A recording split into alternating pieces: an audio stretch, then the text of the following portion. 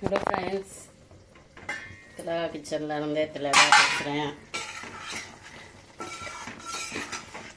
Chicken கொஞ்சமாக எடுத்து chicken பண்ணிட்டேன். எனக்கு ரொம்ப சிம்பிளான ரெசிபி தான். தக்காளி ரசம் வச்சுருக்கேன், பீட்ரூட் பொரியல் பண்ணியிருக்கேன், சாதம் வந்து அங்கே வெடிச்சு வச்சுருக்கேன். இன்றைக்கி ரொம்ப சிம்பிளாக கொஞ்சமாக செஞ்சுருக்கேன். ஏன்னா இன்றைக்கி கொஞ்சம் வத்தல் போட்டிருக்கேன், மாடியில் காஞ்சிட்ருக்கு. அதை இணைக்கிறேன். நேற்றே எங்கள் பொண்ணு சொல்லிட்டா, அம்மா வத்தல் போடுறாங்களா, ஐயோ இன்றைக்கி வெஜிடேரியனா, தயவுசெய்து அப்பா அம்மாகிட்ட சொல்லுப்பா, ஹோட்டல்லாம் வாங்க வேண்டாம், வெஜிடேரியன்லாம் வேணாம், என்னால் முடியாது, நான் சாப்பிட மாட்டேன், அம்மாவை சிக்கன் பண்ண சொல்லு அப்படின்னு சொல்லிட்டேன்னு. அதனால் வத்தல் போட்டு முடிச்சுட்டு வெறும் ஒயிட் ரைஸ், ரசம், பீட்ரூட் பொரியல், சிக்கன் ரெடி ஆயிடுச்சு. சாப்பிட்டு இந்த வீடியோவில் வந்து வத்தல் எப்படி போட்டிருக்கேன்னு நினைச்சிருக்கேன், பாருங்கள்.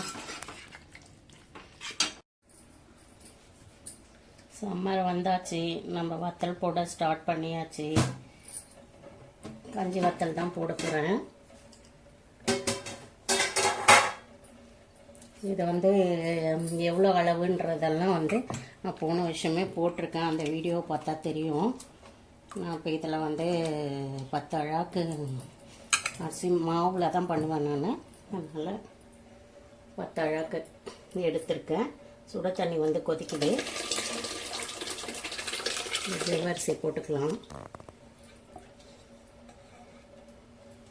இதனோட ஃபுல் வீடியோ ஏற்கனவே போட்டிருக்கேன், வேணுன்றவங்க அதில் செக் பண்ணி பாருங்கள். சம்மர் வந்தாலே சம்மருக்கு என்னென்ன தேவையோ அந்த வேலைகளை நம்ம செஞ்சு வச்சுக்கலாம். தண்ணியினோட அளவு எவ்வளோ, ஜவ்வரிசி, பச்சை மிளகாய் எவ்வளோ அப்படின்றது எல்லாமே வீடியோ போட்டிருக்கேன். இப்போ இந்த ஜவ்வரிசி வந்து நல்லா வேகட்டும். ஜவ்வரிசி கொட்டின உடனே மிக்ஸ் பண்ணி விட்டுருங்க, அடியில் அப்படியே தங்கிடும். மிக்ஸ் பண்ணி விட்டுட்டு மூடி போட்டு வச்சுருங்க. ஜவ்வரிசி வந்து நல்லா வெந்த உடனே வந்து நம்மளுக்கு எல்லாம் மேலே வந்துடும், கண்ணாடி பதத்துக்கு இருக்கும். இந்த ஜவ்வரிசி வந்து மாவு ஜவ்வரிசி தான். அப்புறம் பச்சை மிளகாய் வந்து அரைச்சி வச்சுருக்கேன், மூடி போட்டு வச்சுக்கலாம்.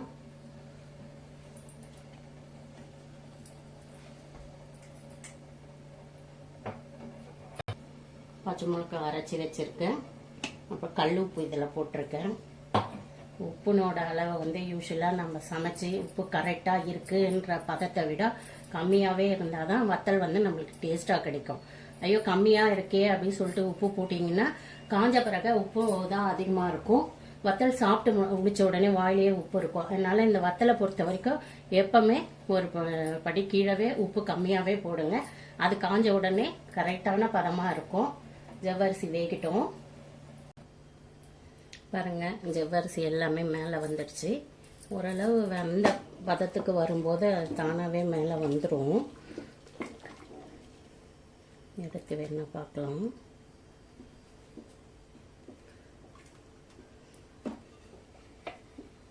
நிறைய செய்யணும்னா 2 ஆள் வேணும்.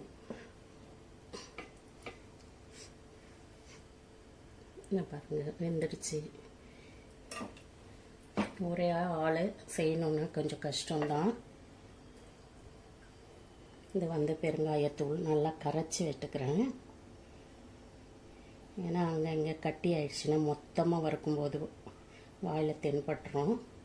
பெருங்காயம் வந்து ரொம்ப முக்கியங்க ஜீரண சக்திக்கு. நல்லா மிக்ஸ் பண்ணி விட்டுக்கோங்க.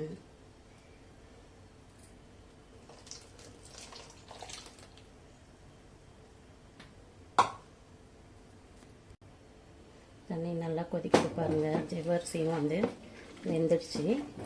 இப்போ நிறைய இருக்கிறதுனால வந்து நான் மெதுவாக தான் இதை ஊற்றிக்கிட்டே கிண்டணும். ஸ்டவ்வை வந்து கொஞ்சம் சிம்மில் வச்சிடறேன் நான். இப்போ பாருங்கள், மாவு வந்து இந்த அளவு இருக்கணும், இதனோட பதம். இப்போ இதை அப்படியே ஊற்றி கலரிடலாம்.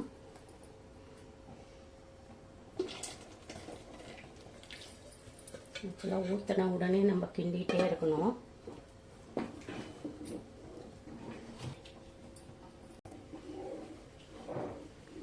இப்போ வந்து கை விடாமல் கிண்டிகிட்டே இருக்கணுங்க.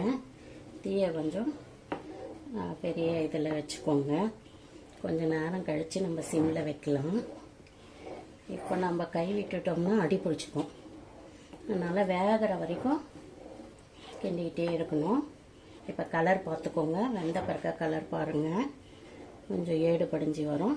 அந்த டைமில் நம்ம கொஞ்சம் பச்சை மிளகாவும் ஊற்றி மிக்ஸ் பண்ணிக்கலாம்.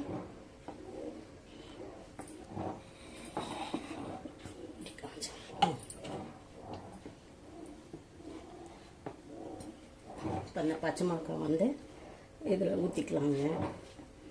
ஏன் நான் லாஸ்ட்டில் ஊற்றுறேன்னா கொஞ்சம் கலர் வந்து பிடிக்காமல் கொஞ்சம் நல்லா வெள்ளையாக வரும்.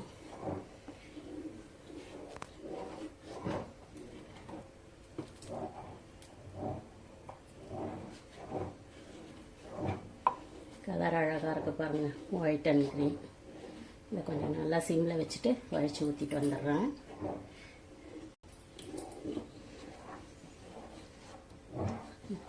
பாருங்கள், வெந்துடுச்சு. நல்லா கலர் சேஞ்ச் ஆகிருக்குது.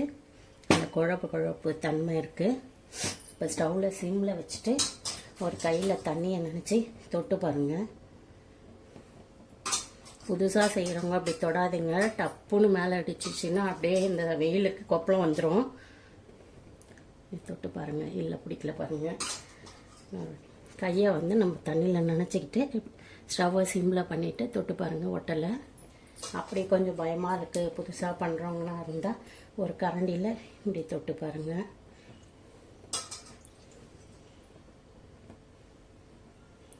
இப்போ வந்து கரெக்டான பதம் இருக்குது. ஏடும் 15 வந்துச்சு. வெந்தும் இருக்குது. உப்பு வந்து கம்மியான பதத்துக்கே போட்டால் இன்னும் கொஞ்சம் நல்லாயிருக்கும், கரெக்டாக இருக்கும் அப்படின்னு நினைப்பீங்க. அந்த ஸ்டேஜ் தான் இதுக்கு தேவையான அளவு உப்பு. இப்போ நம்ம ஸ்டவ் ஆஃப் பண்ணிட்டு மூடி போட்டு வச்சுட்டு காலையில் சூரியன் வந்த உடனே ஊற்றிடலாம். வரத்துக்கு முன்னாடியே ஊற்றிட்டோம்னா சீக்கிரம் வேலை முடிஞ்சிடும். கிட்ட வாங்க.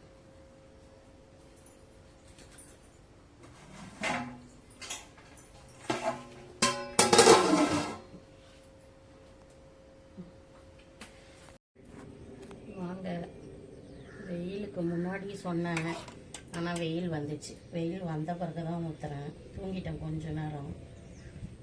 இப்போ எல்லாத்தையும் இந்த மாதிரி ஊற்றி காய வச்சு எடுத்துக்கலாம். காஞ்ச பிறகு பொரிச்சு காமிக்கிறேன்.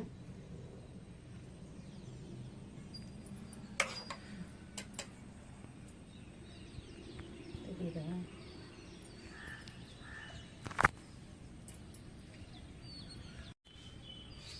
இதில் வந்து நம்ம கொஞ்சம் கட்டியாக இருந்துச்சுன்னா நைட்டு சுட தண்ணி கொஞ்சம் வச்சுருந்தோம் இல்லைங்களா, ஒரு குண்டால் போட்டு வச்சுக்கிட்டு கொஞ்சம் கட்டியாக இருந்தால் தண்ணி மிக்ஸ் பண்ணிவிட்டு எள் இல்லைன்னா சீரகம் எது பிடிக்குதோ உங்கள் டேஸ்ட்டுக்கு ஏற்ற மாதிரி போட்டு ஊற்றிக்கலாம்.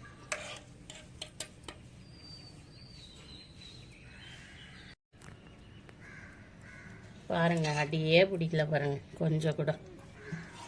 மாதிரி நம்ம பெரிய பாத்திரமாக அடி கனமான பாத்திரமாக வச்சு கைவிடாமல் கிண்டிகிட்டே இருந்தோம்னா அடியே பிடிக்காதுங்க.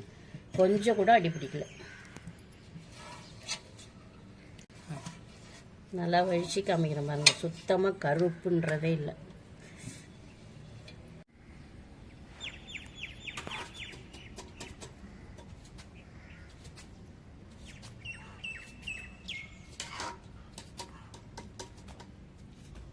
ஃபுல்லாக ஊற்றி முடிச்சாச்சு.